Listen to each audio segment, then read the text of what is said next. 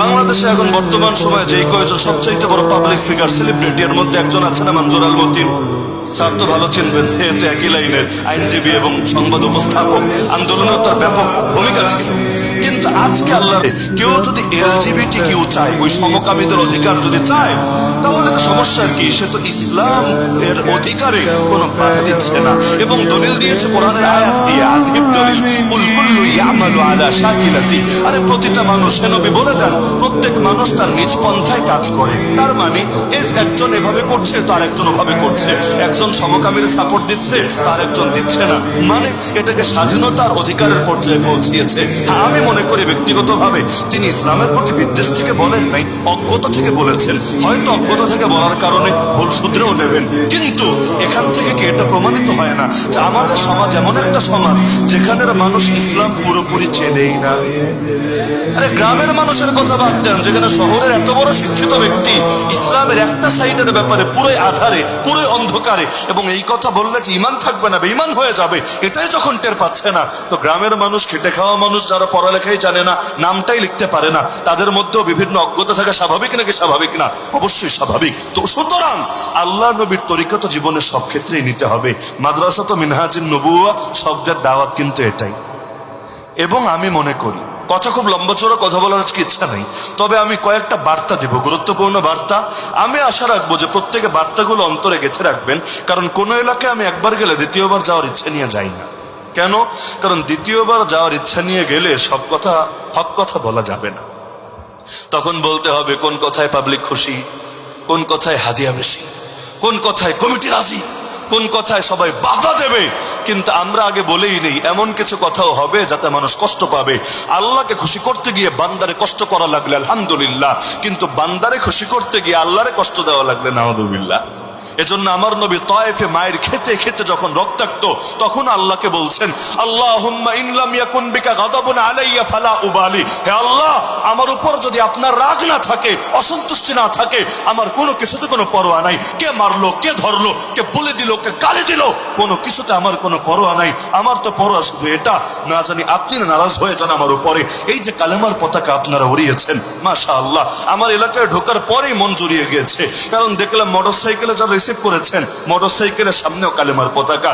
আল্লাহর বান্দারা যারা এখান থেকে ভেতরে নিয়ে গেল, এদের হাতেও কালেমার পতাকা। তো পতাকা অনেক জায়গায় থাকে, কিন্তু এই ছোট ছোট ভার্সন নিয়ে প্রত্যেকের হাতে হাতে ছড়িয়ে যাওয়া, এটা বিরলই বটে। কারণ এই পতাকা টানানোর মানেই কত গালি খাওয়া লাগবে। ব্রাজিলের পতাকা টানান, লোকে সুশীল বলবে। আর্জেন্টিনার পতাকা টানান, লোকে আপনাকে ভালোই বলবে। আরে আরো যত যত দেশ আছে টানান, কেউ কিচ্ছু বলবে না। এমনকি সমকামিতের ওই 7 রঙা, সেই আপনার এই রংধনুর পতাকা টানান, তবু আপত্তি করবে না। লেকিন কালেমার পতাকা টানিয়ে দেখেন, জঙ্গি বলতে ভুল করবে না। বলবে কি রে, তালেবানের পতাকা কেন এই দেশে? এটা তো জঙ্গিবাদের পতাকা। নাউযুবিল্লাহি মিন যালিক। মানে কালেমাও জঙ্গিবাদ হয়ে গিয়েছে। একটা কাগজের মধ্যে অন্য রং আঁকলে সমস্যা নাই, এই যেমন সাদা, সাদার মধ্যে উপরে আর নিচে 2টা ব্লু দাগ দেন, মাঝখানে 6 কোণা বিশিষ্ট একটা তারা এঁকে দেন, হয়ে যাবে ইসরায়েলের পতাকা।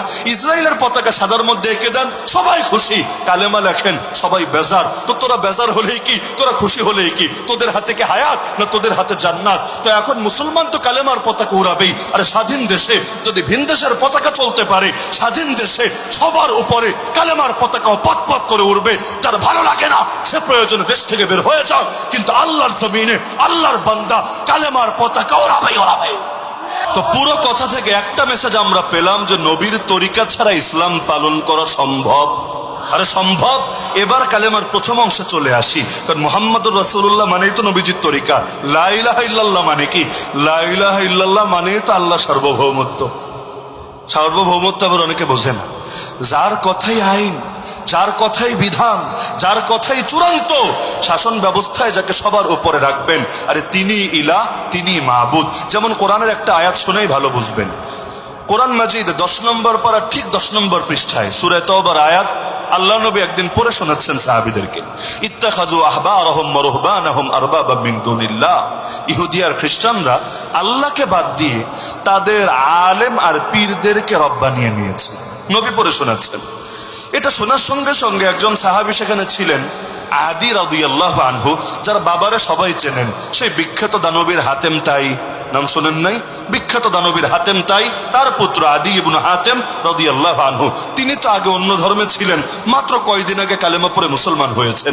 তিনি যখন শুনলেন যে নবী আল্লাহর আয়াত শোনাচ্ছে যে আমরা নাকি আল্লাহরে বাদ দিয়া নিজেদের পীর আর নিজেদের আলেমদেরকে রব বানিয়ে নিয়েছি, তিনি চমকে উঠলেন, প্রশ্নই করে বসলেন, ইয়া রাসূলুল্লাহ, আয়াতটা আমার বুঝে আসে নাই।